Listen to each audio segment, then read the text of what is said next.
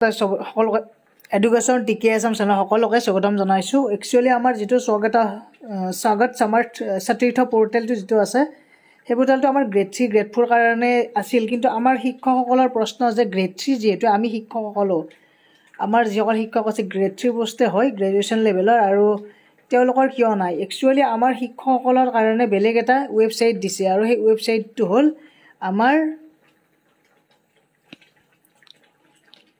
শিক্ষা সেতু। আৰু এই শিক্ষা সেতু সকলোৱে জানেই, প্ৰতিজন শিক্ষকে জানেই। আৰু শিক্ষা সেতুৰ জৰিয়তে আমাৰ কি হ'ব, আমাৰ যিখিনি ট্ৰান্সফাৰ হ'ব লগা আছিল এইবাৰ শিক্ষা সেতুৰ জৰিয়তে হ'ব।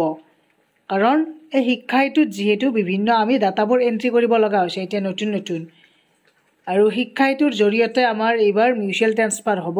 কাৰণ ইয়াৰ আগতে এনাউন্স কৰিছিল যে এইবাৰ শিক্ষকৰ যিটো মিউচুৱেল ট্ৰান্সফাৰ বা ৰেচনেলাইজেশ্যন গোটেইখিনি আমাৰ শিক্ষকৰ কিহৰ দ্বাৰা হ'ব, এই শিক্ষা সেতুৰ জৰিয়তে হ'ব। গতিকে ইমান টেনশ্যন ল'ব নালাগে, এই জানুৱাৰী মাহতে আমাৰ শিক্ষা সেতুত বা শিক্ষা সেতুৰ জৰিয়তে হ'ব। কাৰণ শিক্ষা সেতুৰ কথাই আগতে উল্লেখ কৰিছিল। গতিকে ইয়াত বেলেগ এতিয়ালৈকে কোনো ধৰণৰ ৱেবছাইট প্ৰকাশ পোৱা নাই। কাৰণ আমাৰ যিটো গ্ৰেড 3 গ্ৰেড 4 কাৰণে যিটো পৰ্টেল দিলে সেই পৰ্টেলত যিহেতু শিক্ষা বিভাগৰ আমাৰ শিক্ষকখিনিৰ কাৰণে নাই, বাকী বাৰু আছে পিয়ন চকীদাৰ এইবিলাক ডাটা এণ্ট্ৰি অপাৰেটৰ এইবিলাক আছে, কিন্তু আমাৰ শিক্ষকৰখিনি নাই আগত। গতিকে শিক্ষা সেতুৰ জৰিয়তে এতিয়া কি কৰিব, আমাৰ শিক্ষা বিভাগে ট্ৰান্সফাৰবোৰ দিব।